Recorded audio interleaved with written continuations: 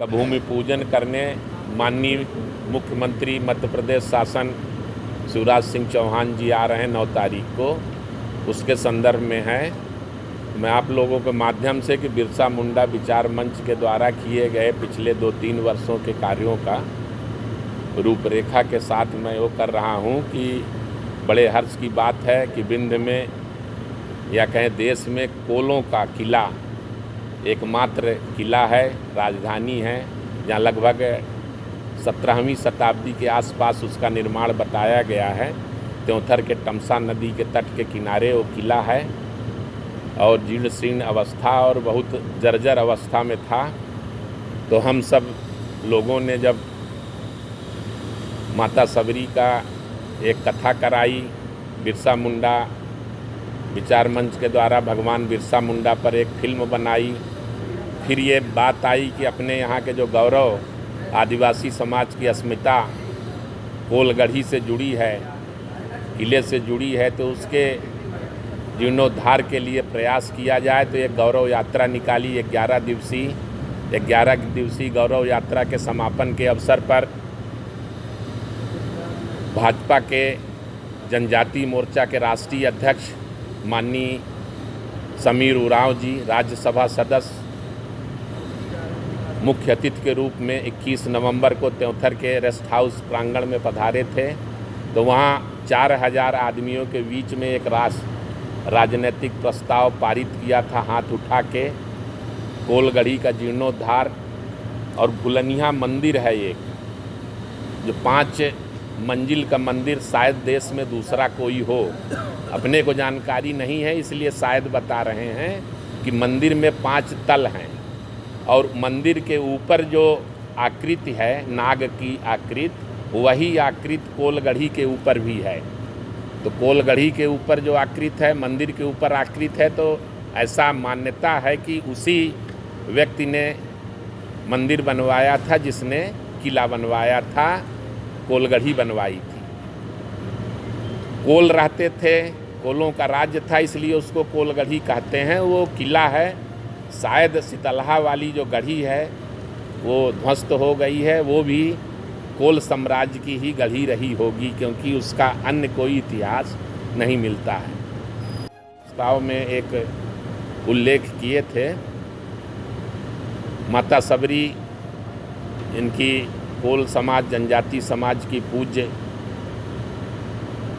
के रूप में जानी जाती हैं। तो उनके भी मंदिर की बात हम लोगों ने राजनीतिक प्रस्ताव में की थी।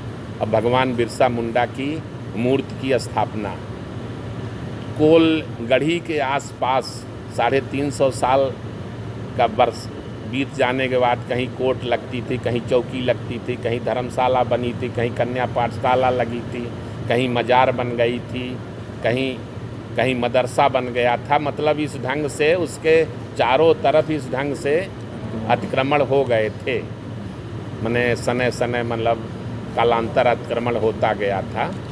तो जो अपनी विरासत थी, सांस्कृतिक धरोहर थी, उसको अक्षुण्ण रखने के लिए ये मुहिम बिरसा मुंडा विचार मंच के द्वारा चलाई गई थी। और हमें हर्ष हो रहा है कि मध्य प्रदेश के मुख्यमंत्री इस विंध्य के गौरव के प्रतीक कोलगढ़ी का भूमि पूजन करने यहाँ पधार रहे हैं।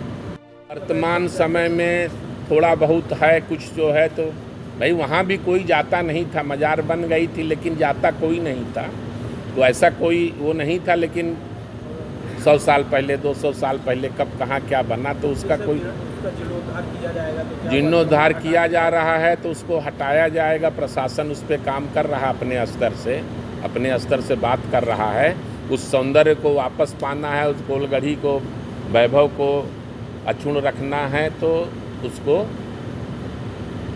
ठीक ठाक करना पड़ेगा। और जी हाँ, बता रहे हैं कि चुनाव की मुहिम नहीं है। आपके सामने जो अपना वो रखा कि ये 6-7 महीने पहले का तो एक गौरव, तो अपने चश्मे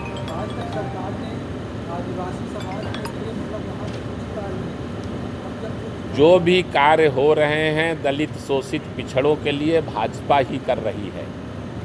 भाजपा का लक्ष्य अंत्योदय और प्रण अंत्योदय, और भारतीय जनता पार्टी उसी लक्ष्य के लिए 2004 से जब 20 वर्ष से शासन हुआ है तो उसी लक्ष्य के साथ आगे बढ़ रही है, उसी के साथ काम कर रही है।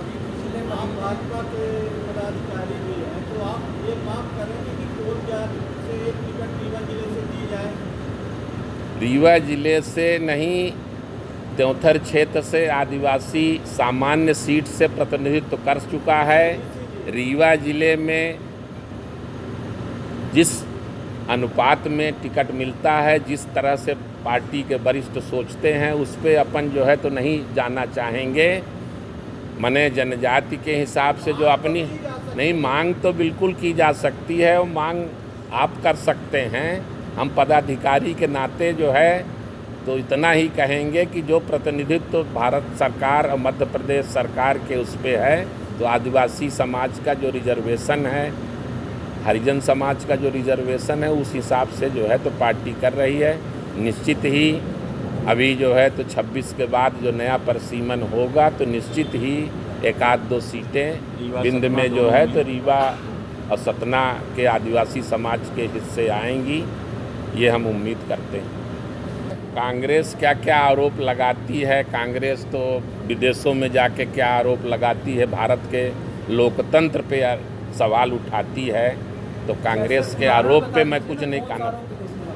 विदेश में आरोप क्या लगा है, आप सब लोगों को परिचित है कि भारत में लोकतंत्र नहीं, लोकतंत्र जो है तो भारत में लोकतंत्र पे आवाज़ उठाना, भारत के साथ ही पाकिस्तान और बांग्लादेश भी जो है तो उसी के हिस्से थे, वहाँ क्या लोकतंत्र है आप सभी को पता है। तो भारत के लोकतंत्र में आवाज़ उठाना सूरज को दीपक दिखाना जैसा है।